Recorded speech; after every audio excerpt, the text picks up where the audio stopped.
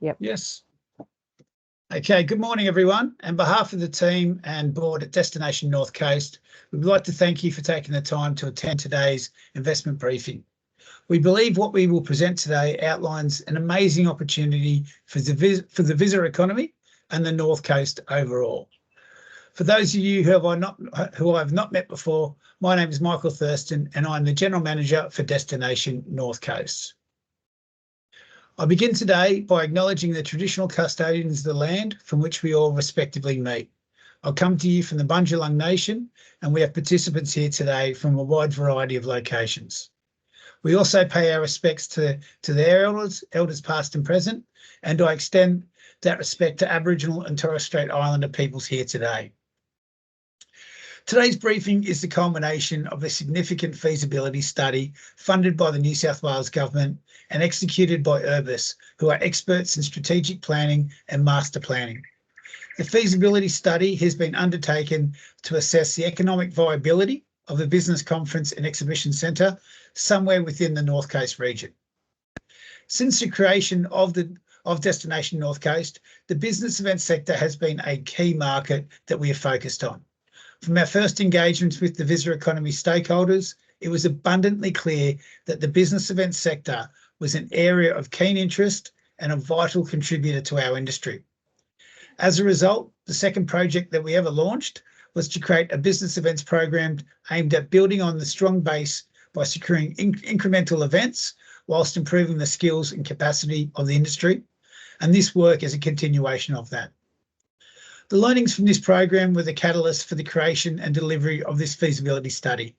To reach our potential and maximise the positive contribution of the business events market, we need to have a long-term vision to remain competitive in an increasingly competitive landscape. The feasibility study has reinforced our vision and understanding of the potential that the sector holds for the North Coast. We are fortunate to live and work in such a spectacular destination that is world-renowned. We have an abundance and access to nature, the envy of most of the world, and a year-round fantastic climate. Coffs Harbour and Port Macquarie may debate who has the best climate, but we all know we are very blessed between us all, and we have the perfect climate to put on events year-round.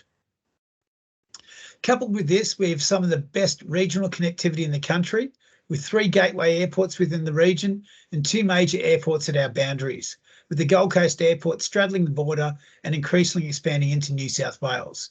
And it's the second largest gateway for the state.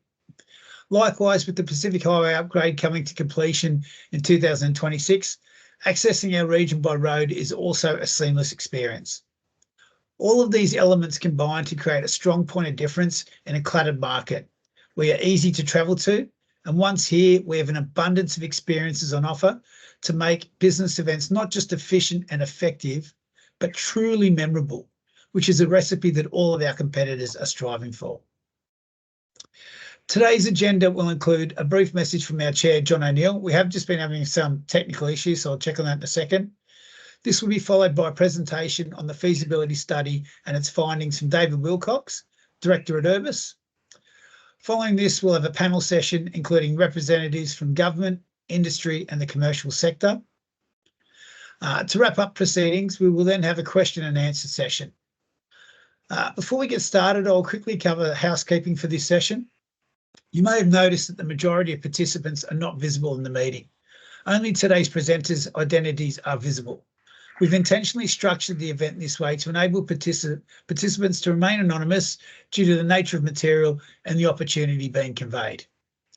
Please feel free to submit questions at any time during the session through the chat function. Once again, only the administrators of the event will be able to see the questions and comments, so you'll remain anonymous in this aspect as well. I will be monitoring the chat section and provide an opportunity for your Q&A session at the end of the event. If you prefer to ask questions, please state this in the chat box and we'll see if we can enable you to verbally state your question. John, are you able, can I hear if you're there, John? Yeah, I'm here, Michael. Okay. We can't quite see John, but I'll now hand over to John O'Neill, our chair, for some words. Yeah, thanks, Michael. I'm not sure whether I can be seen. I can certainly see my image in thumbnail, and I think people might be able to center me if they want to using the 3 dots. But look, I just wanted to echo a couple of the things that Michael said, and then we'll really hand over to David to detail a quick overview of what I think is an incredibly impressive and comprehensive piece of work. But we'll be running, as we do every year, a symposium on the 1st of August. And our theme for this year's symposium will be creating world-class experiences. And as Michael said, we're really excited because we have a competitive and comparative advantage here on the north coast of New South Wales. I mean, I think we've got World Heritage classified nature, we've got diverse and globally influential culture, the surf lifestyle, hiking, glamping, boutique luxury, health and wellness, paddock to plate. I think we could actually argue we've got more readily accessible coastline and hinterland than perhaps anywhere in the world. And as Michael's already said, that's replete with both air and road access. So we know that conventions and events that align with our natural advantages, our competitive advantages, with our aspirations, if you like, are not only powerful drivers of economic growth, they'll also stimulate ideas and connect us to the world. So we're really excited to be putting forward this sort of investment opportunity and detailing it for everyone today. So with that, I think it's Michael, over to David to step through the key findings of the great work he's done. Yeah, thank you, John. And we'll now open the floor to David Wilcox, the head consultant who led up the feasibility study. Thank you, David. Thanks, Michael. Thanks, John. It's great to be here and to be able to share some insights into the work that we did last year. And we were delighted to partner with Destination North Coast New South Wales on this. It's a really important project and something that I think identifies a lot of opportunities and plays into all of the sweet spots that's just been talked about in terms of the quality of life, the visitor attraction aspect of the coast, and also the growing business economy. I'm just going to share my screen. And hopefully you can see the presentation. I'll take that as silence as a yes, so I'll move on. Look, yes, this piece of work was really, Michael and I talked about this. This was the first step on the journey to really understanding the market opportunity for a new convention centre in the North Coast. And it's a first principles approach. It's really about asking and identifying, is there an opportunity and does it deliver a regional benefit?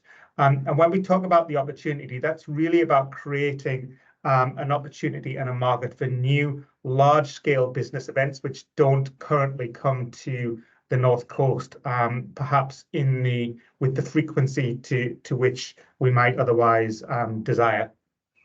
And without giving too much away, the answer to both of those questions, is there an opportunity? Yes.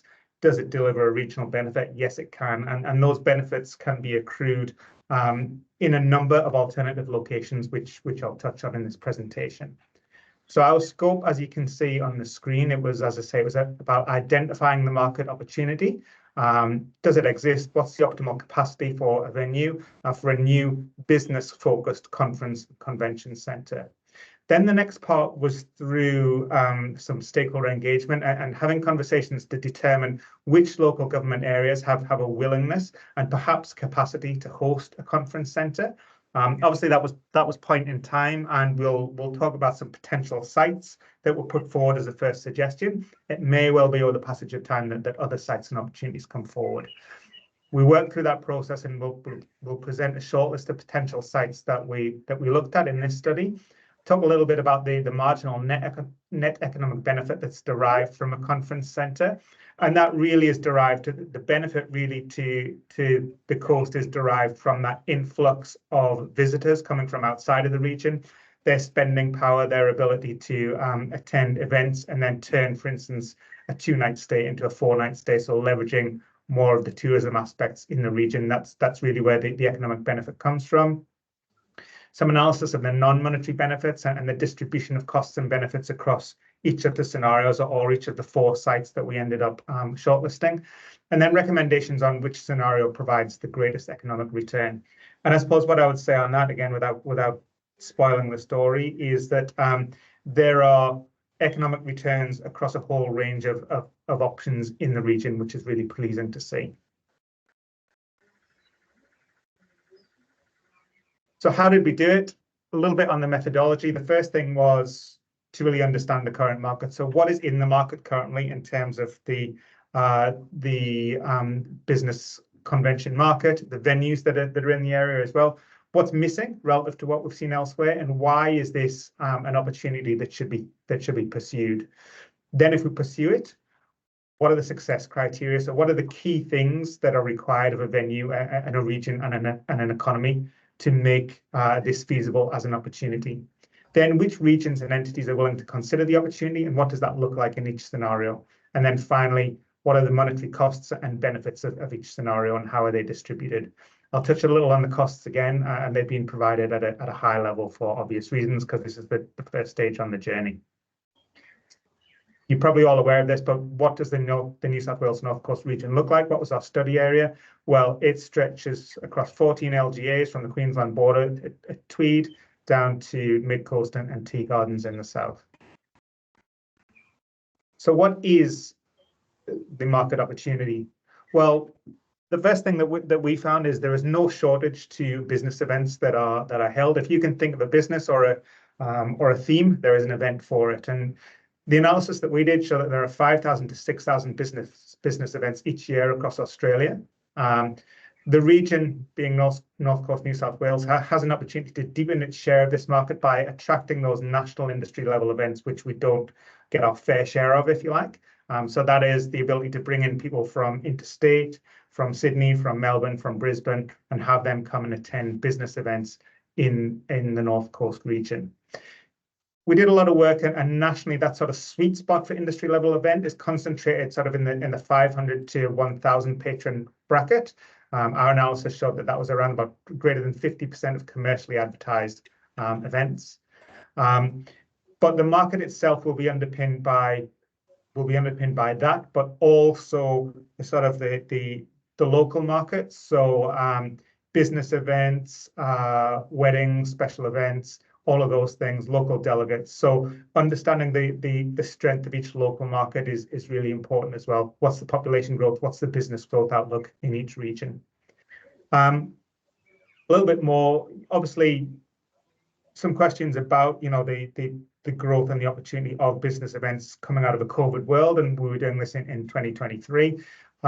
There's some work that's been done by IBIS World, and they looked at the exhibition and conference centre industry with revenue projected to increase by 3.5% per annum over the 5 years across to 26-27. So a rebound, obviously, from coming out of that COVID period. I'm sure we've all, there is a new normal in terms of doing events online, but I'm sure we've all been getting excited about getting back into business events. I was just down in Sydney last week for a major event. And we looked at 2,500 commercial events across Australia and across 550 venues to really understand what the opportunity looks like. We also looked at the existing supply and how business events are catered for currently within the coast, with some case studies on what we termed was the region's 10 most impactful venues, which were the largest venues and putting on the most events currently. A little bit about existing supply. There are, I guess, a plethora of event spaces across the coast, but they vary in space from meeting rooms in pubs and clubs through to some of the larger venues. We identified 16 venues with greater than 500 person capacity in the region. Importantly, the availability of short stay accommodation is key as well, because you need to be able to put your delegates up in, give them somewhere to stay. So 7 of those 16 venues were integrated with short stay accommodation, including 4 venues within Coffs Harbour. So thinking about the size of these, most of them were sitting at the sort of 800 capacity space. Our analysis, thinking back to that sort of sweet spot of sizing, our analysis was focused on providing a venue of around about 1,000 to 1,200 persons, which would allow us to provide that point of difference relative to the size of venues that are currently in the region. So it just allows us to make that step up into the size of venue which can't currently be accommodated. In terms of business class hotels, Coffs Harbour had the largest number of hotels with 13, and that's sort of business class branded, followed by Port Macquarie with 10. Tweed had 8, but has the largest number of rooms compared to Coffs and Port Macquarie. So I've talked a little bit there about hotel rooms, and there are some key success factors which really underwrite the success of a convention and business conference centre. And these probably won't be a surprise to anybody on the call. But what's going to make this work? It's going to be airport accessibility is going to be critical. There's generally a sort of 2-hour door-to-door rule that will make people interested in using a venue. Beyond that, the cost of doing business becomes prohibitive. So you have to have good connectivity to an airport.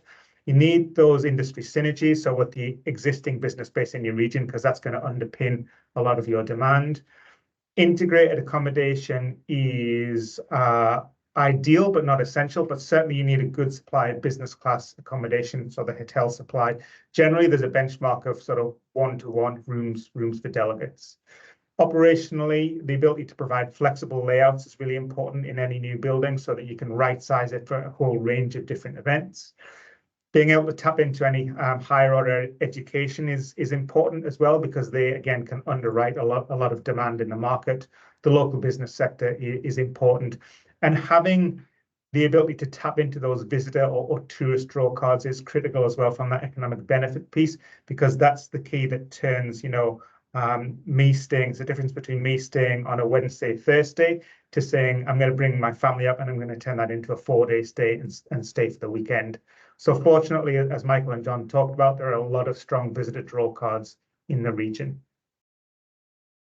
So with that, as I mentioned, we went out and spoke to a number of LGAs within the region, and we wanted to test 3 things really. What was the appetite for a convention centre?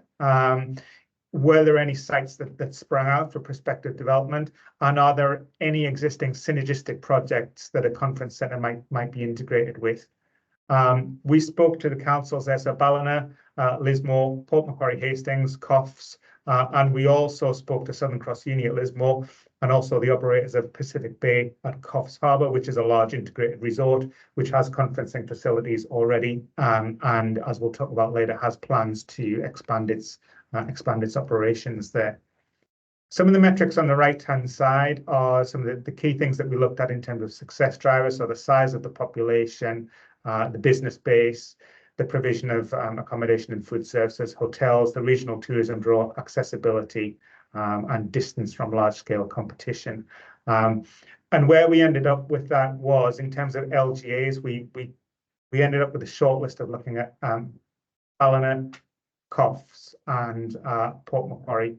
Lismore we looked at, but primarily it was the distance from the airport, which sort of meant that we didn't pursue that in further detail. So having gone through that process and having spoken to the councils, what did that show up in terms of location options? And again, this is thinking about where we might put a facility of up to 1,200 space size. So I'm speaking to Ballina, and again, I'll stress that these were indicative first cut conversations, ideas that were mooted. There may be sites that emerge over the passage of time as well. But one of the sites that came out in Ballina was publicly owned land in the CBD. The potential there to contribute to CBD urban renewal. That site was just over 6,000 square meters, used as an on-grade car park, ties into the Wigmore Arcade and the retail and commercial uses around there. It's well positioned in the CBD, it's close to the river, and that could form part of the discussion was, theoretically, yes, that could form part of a larger mixed-use precinct. So that was encouraging. Second, we spoke to Port Macquarie Hastings, and in preliminary discussions there, the notion of a redeveloped civic precinct was discussed, which would be the current council chambers, and potential to really look at revitalising that whole precinct, with the convention centre being part of that development. The sort of civic precinct notion would create a city heart, incorporating the admin headquarters, additional commercial uses and community land uses as well. That precinct is around 8,000 square meters, and a conference centre there was discussed would align with the strong growth trajectory of the local population, tapping into the region's emerging technology industry, which is really being underpinned and accelerated by the work carried out at Charles Sturt University and its Innovation Hub. So again, that was a strong message that came through. Then at COFs, in speaking to the council, one of the things that came through was potential to look at redevelopment of the current offices. Obviously, the council has built some new offices there and is moving into them. So there are ideas in place already for the redevelopment of that site for the Coffs Harbour entertainment venue, which included a 700-seat indoor entertainment venue. So we discussed the idea at a high level about integrating this facility into the planning for that. Again, CBD location, close to the council offices and within 4 km of Coffs Harbour Airport. So there was some strong synergies there. And then not a council site, but a private site, Pacific Bay Resort. The operators have launched a state significant application with the state government for integrated development, including film production and post-production. They obviously run large-scale conferencing there at the moment, and the operators were consulted and confirmed their potential support to expand existing conference facilities to be connected into the broader development. So that was an interesting opportunity that came out. So 4 opportunities there. I'm sure they won't be the only opportunities that emerge over the course of time, but really encouraging to see that people were thinking about sites where this could work and that there was a strong support for the concept writ large. So thinking about that concept and the cost benefits of it, I'll talk a little bit about the costs at a high level first and what the benefits were that we measured. So we work with RLB quantity surveyors to put some high level assumptions around this. Important to say that there's been no architectural design. So we really benchmark this based off number of users and benchmark that off of developments that we've seen elsewhere. So we worked off a venue size of 1,200, which would be around about 5,500 square meters. The assumptions were single-story development at each site, with the exception of Coffs, which, because of the size of the site and the Coffs Harbour entertainment venue concept, might need to be a double-story. Parking has been excluded from costs because we don't have a design, and there would need to be further work to understand how you would cater for the parking. So the costs that you can see there, which are in current dollar values and assuming a 2-year construction period from 2026. Range from 58.6 million through to 63 million. More cost on the Coff site because of its double height, but they do exclude car parking. Noting that car parking is more expensive, our preliminary analysis indicated that whilst those costs will be significant, they wouldn't materially affect the achievement of a positive net benefit in each location or the ranking of each location. So thinking about those benefits there, I guess there are 4 sort of quantitative ways in which we measure that benefit. So what is the economic benefit in terms of gross value added to the state derived from construction, derived through operation as well, and the marginal increase in operation and visitor revenue being the key one, those visitors that you bring in from interstate, and then event revenue as well. So when we put those things together and just sort of finishing with a summary, what we saw positively was a strong benefit cost ratio across each of those locations, each of those sites, and a qualitative score looking at the sort of synergistic benefits that were all positive, slightly higher for Pacific Bay. And that was really largely driven by the fact that was an addition to an existing proposal. So really, can we do this? Is there an opportunity? Yes. Does it drive an economic benefit? Yes, it absolutely does, because you bring more people into the region, and there are great opportunities there across those 4 or those 3 strong cities within the region. But this is the first stage on the journey, and there would need to be further work to take this forward in terms of obviously concept design, refined economic and financial viability testing, capital raising analysis, detailed architectural design, governance structure. All of those things would need to be considered by any party considering the development of a facility. But as a first principles approach, is there an opportunity? Yes. Is there a benefit to the region? Yes, absolutely. So hopefully that provides a bit of a high-level insight into the work that we did and is useful for everyone on the call. Thank you.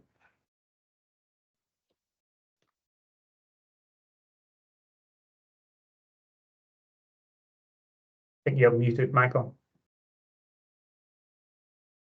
Apology, everybody. Thank you, David. I hope you all agree. There's some really compelling information that's been conveyed there. I think we've really clearly been able to define that there's a very strong market opportunity. We do exceptionally well on the North Coast at the moment, up until 500 delegates. But to go above and beyond and really become a national player and hit that national market, I think we would need a facility of this type to really bring home the benefits and to expedite the growth of the sector as well. Just a reminder that you can submit questions at any time during the briefing through the question and answer function, and we'll address these questions submitted following the panel session. I will now hand over to our chair, John O'Neill, who will convene the panel session. Thank you, John. Yeah, thanks, Michael. And I gather I'm still a floating acronym rather than a physical visage. The computer says no today, so my apologies for manifesting in audio only. Yeah, and unfortunately Nikki as well, but yeah, apologies for that, everybody. Nevertheless, I can see a number of our presenters, and I can see we've got a great roll of attendees.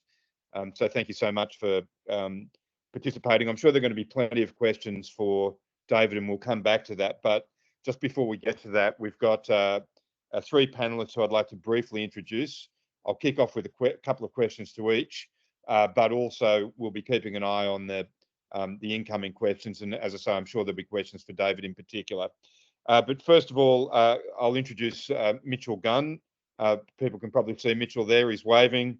He's the Associate Director for Regional Conferencing at Destination New South Wales. And, you know, it's a great working partnership we've got with Destination New South Wales, not least because we secure our organisation's funding through them, but also because, you know, they're really sort of working hard to look at the supply side of the economy, work with us on that part of the growth opportunity, not just obviously the marketing, which is so important. Mitch is responsible for delivering business event strategy for the regions, and that was outlined in the New South Wales Government Visitor Economy Strategy in 2030. And there's a bit of a review of that strategy going on at the moment to look at how we might even more tightly entwine, in particular, the creative sector into destination development and visitor attraction. Mitch is a passionate advocate for regional New South Wales and has great pedigree, having worked for over 15 years in the industry. He worked with Eleanor Investments Groups, which was a firm responsible for acquiring and developing new and existing hotel, tourism and leisure assets. And he's also got a pedigree with some of the major hotel brands, managing corporate events and accom sales, Marriott, Accor, of course, and Crystalbrook. So thanks for joining us, Mitch. Thanks, everyone. We also have Peter McDonald. So Peter is the Chief Executive Officer of Meetings and Events Australia.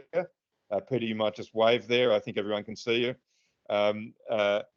This is our sector industry peak body, and prior to joining MEA, Peter was working in senior leadership roles in the private tertiary education sector, of course, accounting for many visitor nights, and has worked in both industry peak and commercial environments. His professional objectives really are about optimising in our space business performance, and he's got a strong focus, as we all must, on both customer experience and value proposition. And then thirdly, last but not least, is Nikki Abercrombie, who, like me, is probably a circle. Hi, Nikki. Hi, everyone. Thank you. So Nikki's a director of Abercrombie Management. She's been a professional conference organiser for 20 years. She owns her Epiphanis business, Abercrombie Management, for 10 years. While she provides full service management to business events across Australasia, she's Newcastle-based. I'm a Novocastrian by upbringing, and is a passionate small business owner. And indeed, she was responsible for the award-winning destination marketing campaign, All Together Perfect, which was a collaboration between the Hunter Valley, Port Stephens and Newcastle targeting major conferences and meetings for the to increase midweek occupancy and visitation. So they're our panelists, great pedigrees. I'd just like to start, Peter, by throwing to you, and I'd just like to ask you, do you think that the business events sector has recovered, and in what way, and obviously we've got a bit of a regional lens here, but in what way has it changed as a result of COVID-19? Thanks, John. Look, there's been very strong recovery of the business events sector. As in COVID times, people became very isolated. The understanding and need for connection and relationships to do business became very, very apparent. So the conferences have come back in a really big way, generally across all industries. And like from talking to one of the capital city convention centres recently, that their bookings are becoming further and further out now. So there's a real resurgence in demand for venues for large conferences, because people are really realising the need and the value of in-person connection that comes through conferences. So the need for education, like there was a lot of change in industry across different industries as well. People are coming in that haven't necessarily worked in industries before, so including our own. So the need to educate and develop is there, and it's just not the same learning experience virtually as it is in person, because you can ask questions more directly, you can talk with people in breaks, and ask more clarifying questions. There's so much more to be gained from an in-person conversation than there is from a virtual experience. And there was mention made before of virtual or even hybrid, but we're witnessing a real decline in that demand. I guess it's much more about in-person events these days, and it's all about business too. So yeah, thanks, Peter. I certainly made it a rule of thumb coming out of COVID that if I was going to physically travel and get together with people, it wasn't to do something transactional. It was to build a relationship and really have a meaningful engagement. And I think that's the secret. We've all found that we can do good stuff transactionally using digital comms, but there's nothing like being together to really build those relationships for the long term. Mitch, I'd like to just throw to you now and get a bit sort of geographic specific. I've rediscovered through this role, which I've now been in for a year, the incredible stretch of coastline that we cover, 500 or so kilometres from Hawke's Nest, as you saw in David's presentation, through to the Tweed and that amazing hinterland. We've been out to Lord Howe. It really, as I say, like I think Australians discovered off the back of the Olympics in 2000, and will do so again in 32, we can fight above our weight, and we can match anyone in the world when we really put our minds to it. But we've got this platform that is just so extraordinary. Can you tell us a little bit about the opportunity that you see for business events sector in the North Coast in particular? Yeah, absolutely. And I think both David and then you, John, and Peter before have kind of touched on this already. The North Coast is in demand more now than ever, particularly in a post-COVID environment.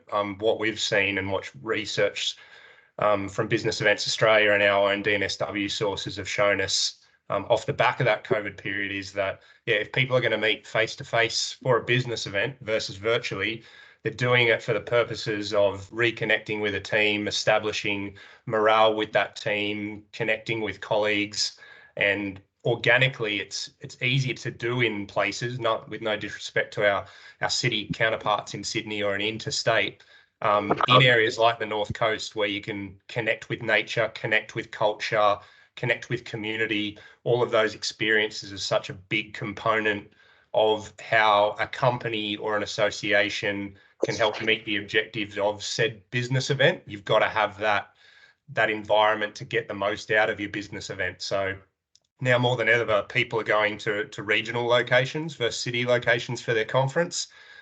We know this. We've seen, double-digit, 20, in some cases 30% year-on-year growth in the number of guests, nights and expenditure for business events travel in regional New South Wales, specifically these stats versus other city or interstate areas. And we know that they're coming before the conference and staying after the conference as well to engage in extended visitation. So it actually has a compound effect on the nature of expenditure into that leisure market. And I guess I'll just finish by saying too, it's so important for the North Coast, and it's why a lot of our competitors interstate in regional areas are vying for these businesses as well, because it's not just the pure economic value, it's the strategic nature of business events travel. These people are coming midweek, off-peak, outside of school holiday, summer period, so it doesn't compete with the strong leisure travel market that the North Coast already has.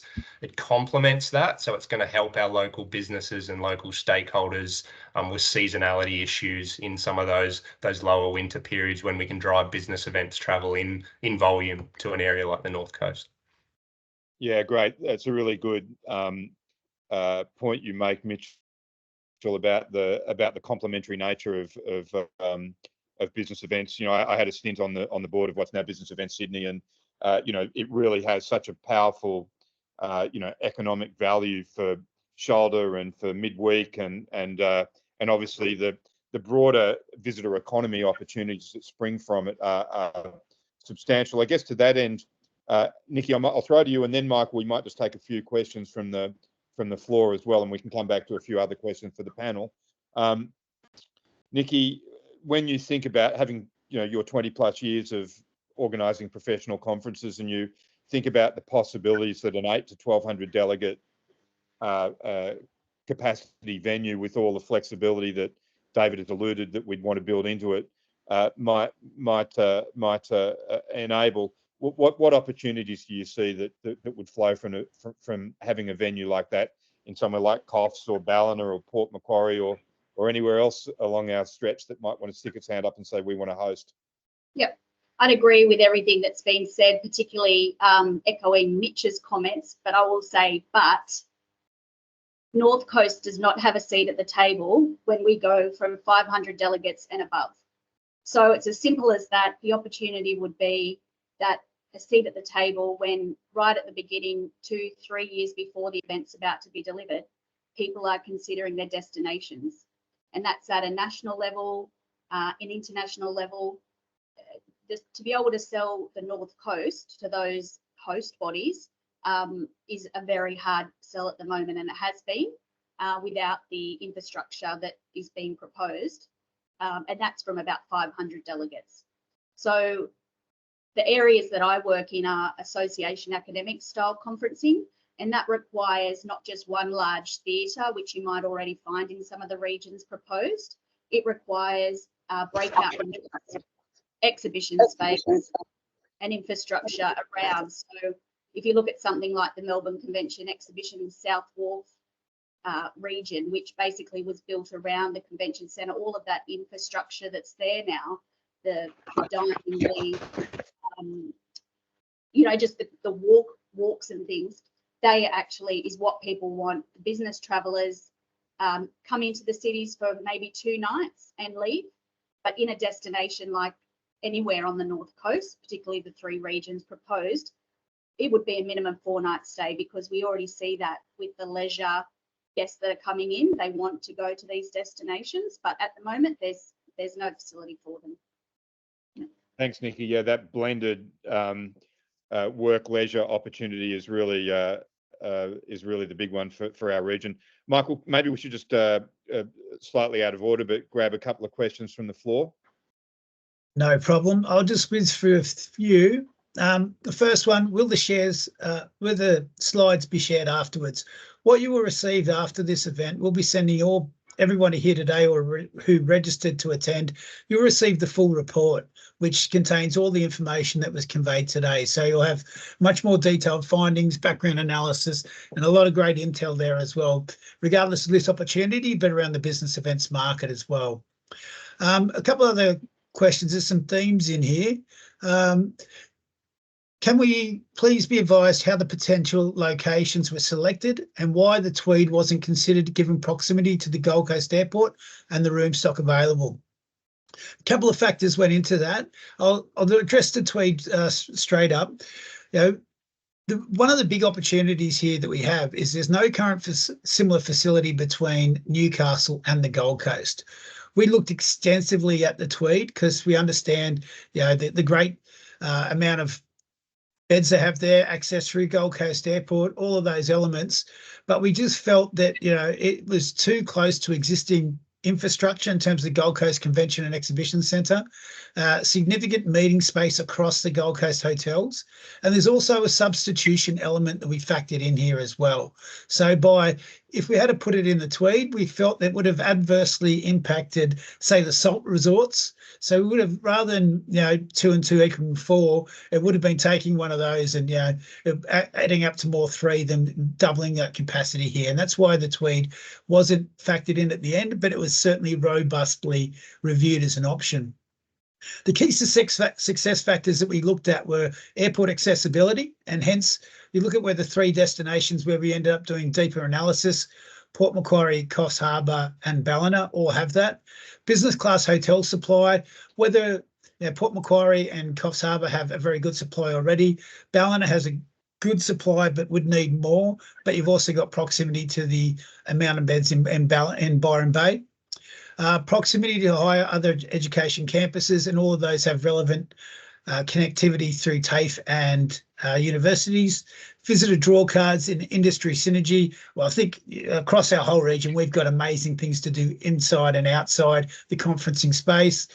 Support from the local business market, flexibility layouts and integrated accommodation was great to have, hence why Pacific Bay scored better. The best of them all, but wasn't an essential element of it. So it was a really robust checklist that we went through to refine it down from 14 LGAs to we even looked at 4. We looked at Lismore as well, but a lot of the issues there were around access and the quantity of accommodation. So the reasons and the hows and whys we did that. Do you see the flights to the mid-north coast as a concern in regard to getting people here and back? And there was another one, has there been consideration of airline capacity to each of the regions? Yes, we looked at this in depth, but more than just looking at current aviation capacity arriving or departing from these key gateway airports, we also looked at the airport capacity, and all of our airports have got very strong capacity to grow. Yes, we are concerned based on current aviation links to Port Macquarie and Coffs Harbour, they would be a little bit of a concern. But the development of such a centre would be a massive carrot for the aviation industry. You know, the business event sector is so highly valued by them. It is really the bedrock that underwrites a route. So I see this, you know, I wouldn't fixate on the capacity that we currently have coming in. If we were to develop a facility like this, I think this would open up a whole raft of conversations about new aviation partners and routes. And I think it would strengthen our aviation capacity immeasurably, really.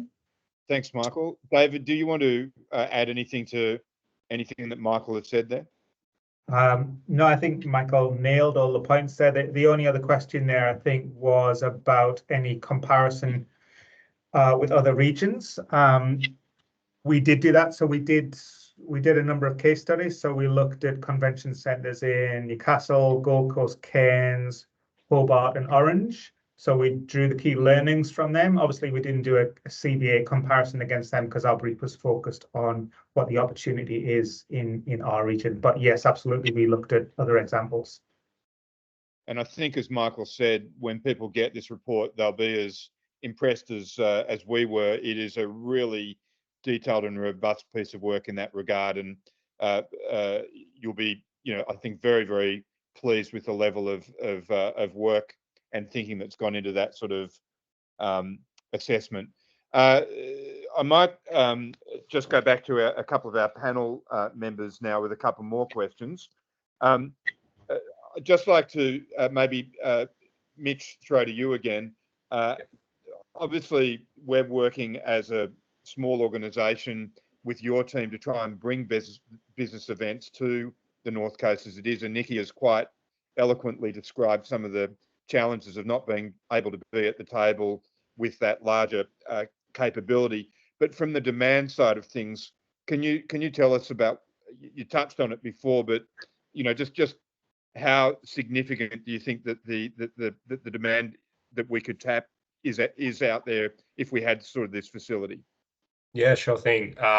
So there's a couple of different research sources around this that I'm sure David and Michael and the whole team here have looked into, but just to give everyone on the call kind of a snapshot from the things I see in my perspective. Don't quote me on specifics here, but rough guidelines, you can say the business events market in Australia is worth about $35 billion. So it's a lot of money. At last count, New South Wales was getting about 26% of that market share, all of New South Wales, including Sydney, I'm talking. So we're slightly being outpipped via Victoria at this stage, and then Queensland is growing quickly. So out of that $35 billion slice of pie, all the states and regions are vying for those, 5,000-6,000 national business events that David touched on in his presentation and Nikki's talking to, especially when you get into those larger numbers, 500 plus.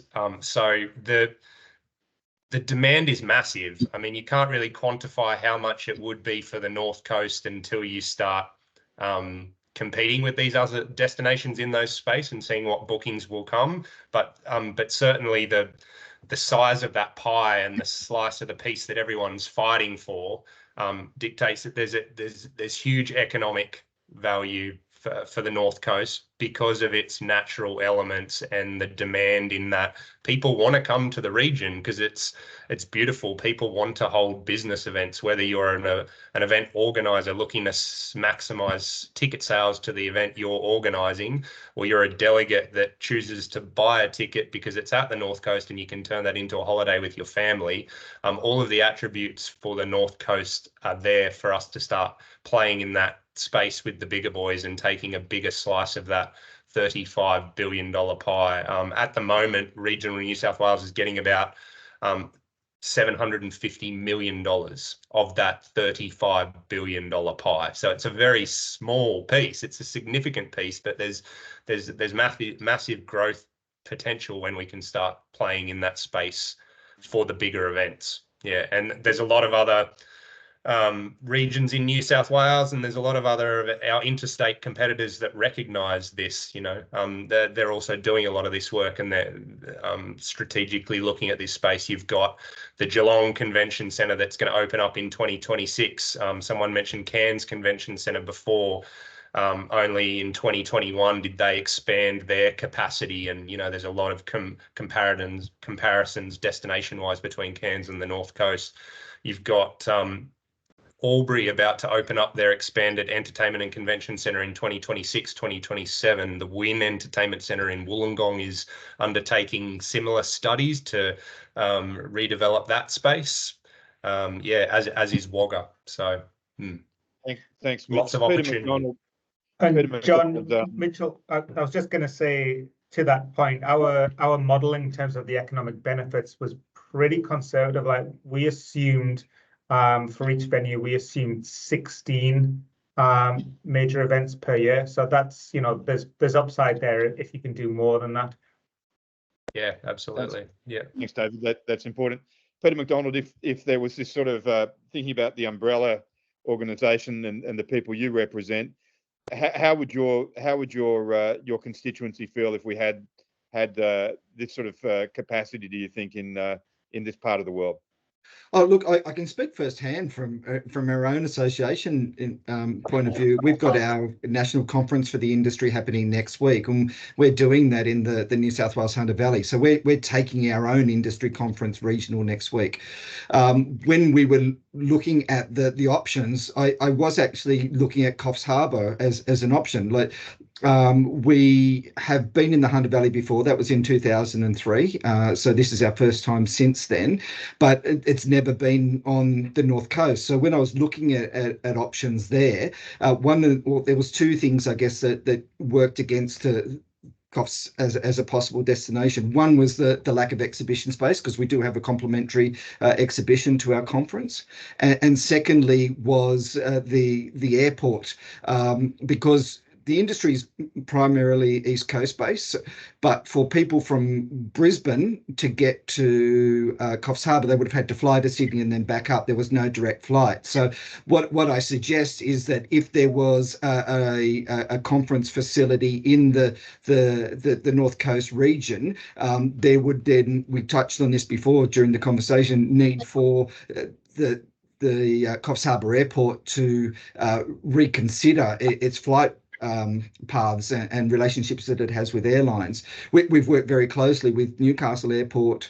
Even though we're in the Hunter Valley, we've got to get people into Newcastle, and they've got direct flights from Melbourne, from Brisbane, from Gold Coast. There's even flights from Sydney, but that was one of the things that counted in the decision, or in favour of the decision of taking the event to the Hunter this year. So to answer your question, I think the opportunity to take events to the Newcastle, or the desire to take events to the North Coast exists. It's limitations in terms of factors such as exhibition space or even accessibility that could be counting against it currently. So there's certainly a huge opportunity to bring the national events industry and all its clients to the North Coast. Incredibly salient points, Peter, and how well made from someone who's been recently in the decision-making funnel there. So thank you for that insight. And I know we've got a bunch of the very energetic crew from Coffs who've obviously got an outsourced management relationship that's ever closer with the airport there as well. They'll be taking notes and listening very carefully to what you've had to say, because I know they've got a big vision for the future of Coffs as a hub there. I might, on that note, Nikki, ask you, looking as a glass half full as opposed to a glass half empty, because of course there are the challenges that we've just heard about of supply and infrastructure, which hopefully this report is offering some pathway to redress. But there's also a whole economy, visitor economy, that needs to be sitting around an infrastructure like this, and that would potentially be stimulated. Could you talk a little bit about the amenity of what's required around this sort of platform to make it all work to the maximum potential? Yeah, exactly. Whether a delegate or the exhibitor sales reps are flying in for 2 or 4 days, so that extended holiday, or just even 2 days, they need to get into the airport. They need to travel from the airport. So we're talking taxis and shuttle services. They need short-term or long-term accommodation. They then use things like the IGAs and the supermarkets because they usually do a mix of dining out and also booking apartment-style accommodation and making their own meals. We're seeing more and more people since COVID, they've embraced that working from home lifestyle. So we're seeing a lot more people take up things like local surfing lessons and yoga on the beach. All the things they would do if they were at home, they're now doing that when they go to a conference as well. So all those other, using local gyms. So really there is a big opportunity to grow in the hospitality market, the transport market, and particularly around restaurants and dining and short activities. So things like I mentioned with the yoga and walking tours, people actually are using their time when they come to a conference, whether again it's the 2 or the 4 day, they're getting the most out of it. They like the novelty of coming somewhere and experiencing that destination. It's still destination and program are still the 2 main reasons why somebody will buy a ticket to a conference. That has been the same for 20 years. Fantastic. For a little while we didn't have the destination with the online, but with Surgeons it's come back with people are saying, well, where is it? Where is it? And to be honest, especially the international market, they're really sick of Sydney and Melbourne. I'm just going to say that. And that also beget begets the need and the opportunity for, you know, an improvement in the quality of accommodation. We were in a little sleepy place called Crescent Head a couple of weeks ago for a board meeting, and there's a $15 million refurb of an old 25-room villa hotel there, motel, and so that's the sort of thing I think we'll see and need a lot more of. Michael, first, I'm conscious of time. How are we doing for time, and do we have any other questions that you want to take from the floor? We are coming to the end of the session. We've only haven't had any more questions come through. There was just a comment in the chat. There are currently direct flights Brisbane to Coffs via Link Airways. Hopeful for Qantas to rejoin this space. That is true, but I think this is kind of what this opportunity could bring home, and would bring on a Qantas or even a Jetstar or a Virgin with a larger aircraft is what we need for this conferencing space there. Do we have any other questions from the floor before we will wrap this up? No. Michael, I was just going to add, if I'm not mistaken, I think Coffs has secured some flights from Melbourne starting later in the year. It does. They've already started. I know the team at Coffs Harbour have been working hard to promote it. You may have seen Usual Coffs Switch talking about, you know, really getting away and making a break and appealing to that winter market in Melbourne. But yeah, there is great access there as well. Well, Michael, I'll throw to you to close out, but just from me personally, as chair of Destination North Coast, thanks everyone who's been involved in the work that led to the creation of this report. Thank you to our panelists and all of the attendees. We're very excited about, you know, the future for this, you know, incredible, I would say globally unique part of the world that we have the privilege of living and working in. And so, Michael, over to you to close things out. But thanks for my part to everyone involved in today. Thank you, John, and thank you, Mitch, Nikki and Peter, for your very generous donation of your time and your expertise here today. It's been a really informative panel session, and we very much appreciate you having come along here today. That has brought the formal component of the investor briefing to a close. As I said, all registered attendees from today's session will receive a follow-up email that will include a link to the full report on our website. Thank you again for your attendance and participation today. If anyone would like to discuss the opportunity or findings from the study further, please do not hesitate to reach out to me. My details will be included in the follow-up email. And otherwise, many thanks and enjoy the rest of your day. Thank you very much, guys. Thanks. Thank you.